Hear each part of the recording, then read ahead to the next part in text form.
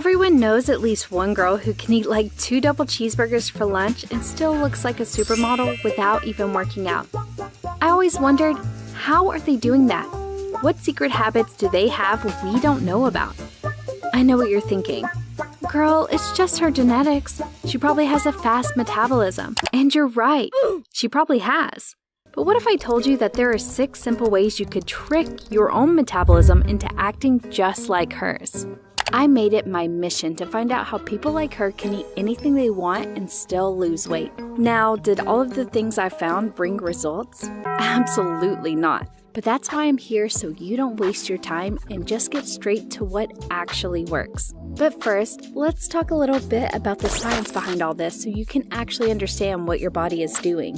Your body burns calories in 2 ways, through physical activity and your metabolism. Your metabolism burns more than 60% of your calories, while physical activity only accounts for about 30%. So naturally, people with fast metabolisms race through their calories much faster than others who can eat whatever they want and still look like Gigi Hadid. Everyone is naturally born with different metabolic rates, but there are a ton of ways to boost your metabolism without dieting or working out. But first, I want to bring up something even more important I discovered during my research. I was in utter shock when I found out that people were completely replacing water with stuff like soda in their diets. Your body actually only responds to one liquid only, and that's water. You've probably been wondering why all the hot girls constantly carry their water bottles with them. Well, drinking water is about way more than just the aesthetics. Drinking about half a liter of cold water increases your metabolism by almost 30% for 30 to 40 minutes, because your body has to work harder to regulate its temperature. This helps you burn calories much quicker. Also, most of the time, thirst or dehydration can be mistaken for hunger. Drinking water occasionally helps you feel way less hungry and is great for appetite control. Ironically, water also helps reduce bloating. Bloating happens when your body holds on to excess liquid. This is called fluid retention. Staying hydrated helps your body release those fluids more easily because your body has no need to retain it anymore. I know we all love our sweet little drinks, but you wouldn't believe how many calories these bad boys are packing. 1 can of Coke has well over 150 calories, and this is the standard for most canned drinks. So what you need in that tumbler is water, not soda. But as great as water is, she can't do the work all by herself. In the end, if you're eating more food than your metabolism can burn, then you're still going to gain a ton of weight. Sadly, that's how it works. But the catch is that you don't have to change anything about your diet to consume fewer calories. Nailing portion control lets you eat whatever you want and still be skinny. I know people always make portion control seem like you have to start eating like a mouse, but there are lots of practical ways to go about it and still eat until you're full.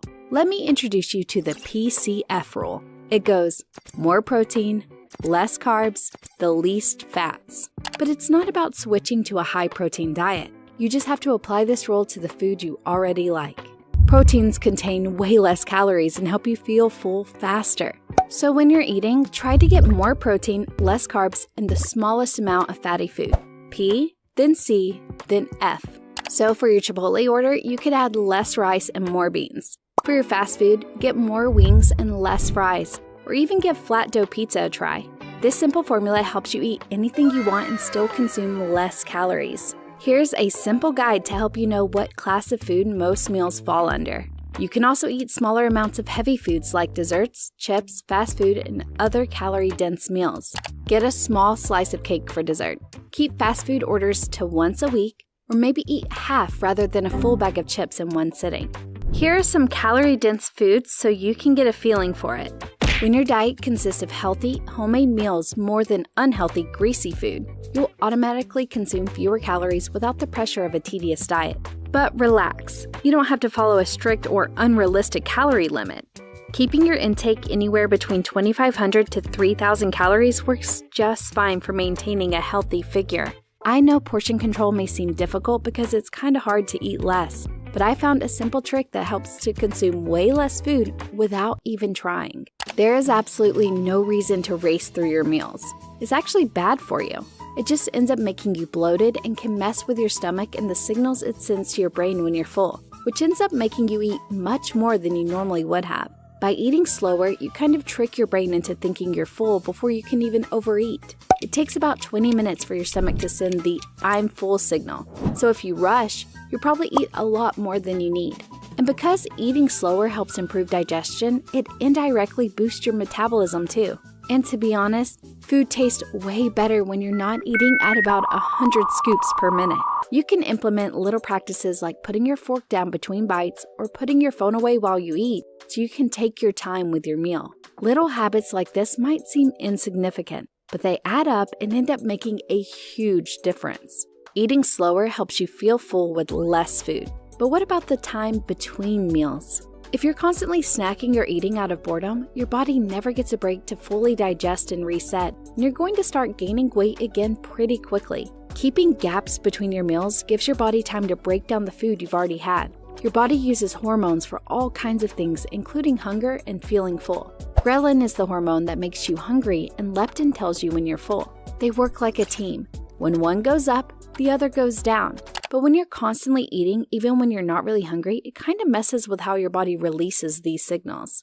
Ghrelin stops rising properly so you don't feel real hunger, and leptin gets ignored, making it harder to know when you're full. That's why leaving gaps between meals helps you take back control over your hunger.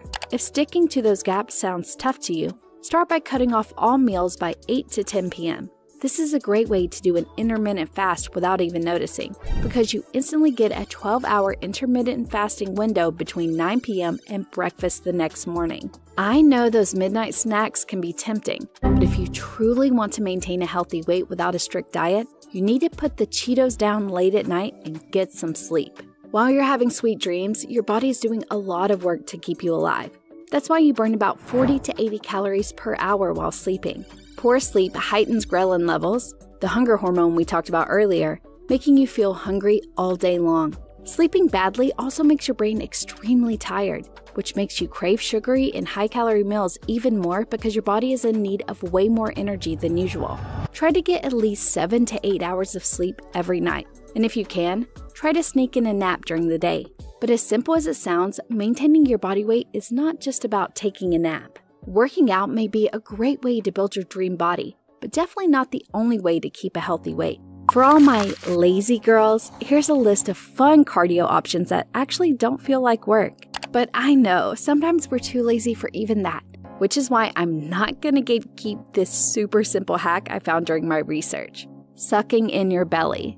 We often do it subconsciously, but did you know that it really tenses up your abdominal muscles? You're kind of activating these muscles, keeping them engaged even when you're just standing or sitting. It's a super simple way to keep your core active while doing full-on exercises.